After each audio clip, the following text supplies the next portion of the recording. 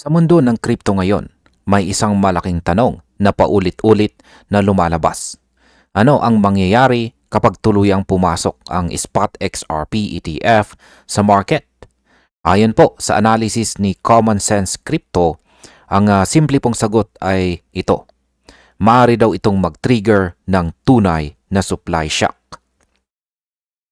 At bakit? Dahil ang institutional demand ay mabilis, malakas at hindi po naghihintay sa perfect timing. Kapag may ETF, kailangan nating bumili ng totoong XRP, hindi po synthetic exposure. At dito na po nagsisimula ang problema dahil mas mabilis ang demand kaysa sa kayang ibigay ng market. Ngayon ay saan nga ba kukuha ng XRP ang mga ETF issuers? Ang mga ETF issuers ay kailangan po nila ng aktual na XRP para magkaroon ng backup ang bawat share na bibilhin ng mga investors. At ayon po sa mga eksperto, ang unang stop ng mga issuers ay laging ang mga OTC desk or mga over-the-counter. At bakit? Kasi malalim po ang liquidity at mas maliit ang slippage. Pero ang hindi po alam ng marami, hindi po endless fountain ang OTC liquidity. Kapag naubos po ang mga blocks sa OTC, mapipilitan po ang mga issuers na lumipat sa mga spot exchanges. Dito po nagiging delikado ang sitwasyon dahil mas manipis ang liquidity. At kapag pumasok po ang mga malalaking buyers, mabilis pong masunog ang mga order books pataas. Ngayon ay bakit po ba hindi pwede ang escrow ni XRP? Marami po ang nagtatanong, bakit hindi na lang kumuha ng supply sa escrow ni Ripple? Ang kasagutan po sa katanungan na yan ay simple lamang. Hindi ito pwede. Ang escrow releases ay nakalak po kasi sa fixed schedule na hindi po pwedeng galawin kahit gusto pa nila.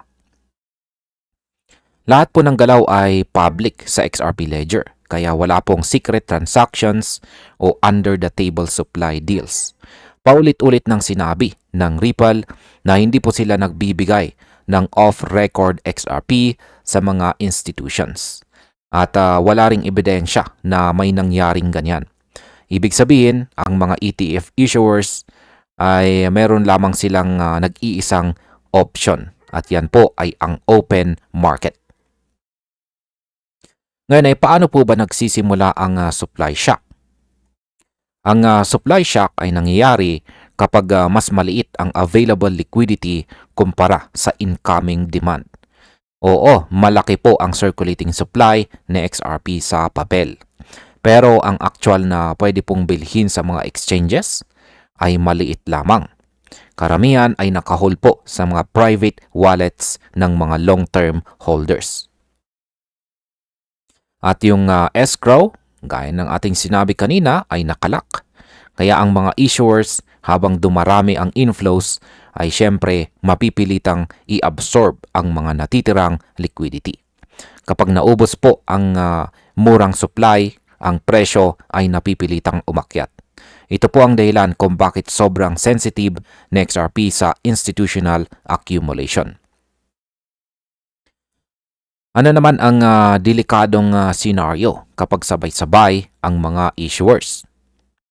Imagine mo ito, hindi lang isang ETF issuer ang papasok. Meron pang Bitwise, Grayscale, Franklin Templeton, Canary at saka marami pang iba. Kapag sabay-sabay po silang nag-a-acquire or bumibili ng XRP, kahit moderate inflows ay pwede pong mag-drain or umubos ng mga supply sa mga exchanges sa loob lamang ng ilang araw. At kapag kumapal po ang buying pressure, lalo pang iikli ang liquidity. Ito na po ang dahilan para magkaroon ng violente na reaksyon ang presyo. Kaya hindi po ito hype, ito ay natural na consequence ng supply and demand imbalance na hindi pa nararanasan ng XRP sa ganitong scale. Ngayon ay ano naman ang daily demand? Ito ba ang tunay na game changer? Ang isang ETF ay hindi po one-time event lamang. Ito po ay daily structural demand na paulit-ulit, araw-araw at walang tigil. Habang dumarami po ang mga investors na bumibili ng ETF shares, napipilitan ang mga issuers na bumili ng XRP sa back-end. Hindi po nila ito maiiwasan. Over time, ang XRP na kanilang hawak ay unti-unting nawawala sa sirkulasyon. Mas kaunti ang supply sa mga exchanges, mas mabilis po ang price movement. Ito po ang klase ng pressure na hindi kayang pigilan ng normal na liquidity flow. Ano naman ang dapat po nating asahan bilang mga traders at saka investors? Ayan, ang mga traders ay asahan po natin ang mas sharp yan, or mas matalim na volatility. Mas mabilis na reactions at mga kalagayan kung saan ay magkakaroon ng matinding liquidity tightening. Ang mga investors ay asahan po natin na magkakaroon ng increased competition sa available na XRP sa mga open market. Sapagkat kapag malakas po ang institutional inflows, ang retail buyers ay mapipilitan po na habulin ang mataas na presyo. Ito po ang environment ng ETF-driven markets. At ayon sa mga eksperto, kung hindi po handa ang mga exchanges sa sudden demand surge, pwede pong magkaroon ng mini liquidity crisis na magiging driver ng explosive price moves. At bilang panghuli ay ano naman ang aking masasabi tungkol dito? Ang final warning po ni Common Sense Crypto rito ay malinaw. Ang mga ETF issuers ay hindi po makakaasa sa escrow ng Ripple. At kailangan po nilang kumuha ng XRP direkta sa open market o sa mga crypto exchanges.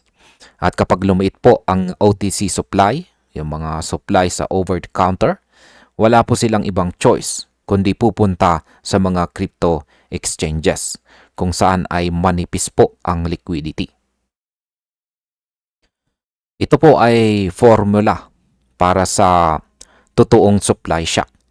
Kaya hindi po ito hype, hindi po ito teorya, ito ang natural na mechanics ng institutional accumulation. At kapag tuluyan itong nangyari, maaari pong magbago ang long-term market structure ng XRP. Kaya ito po ang whisper o bulong bago ang malaking galaw. At ayan, hanggang dito na lamang po tayo sa video na ito mga ka-crypto. Maraming salamat sa panunood.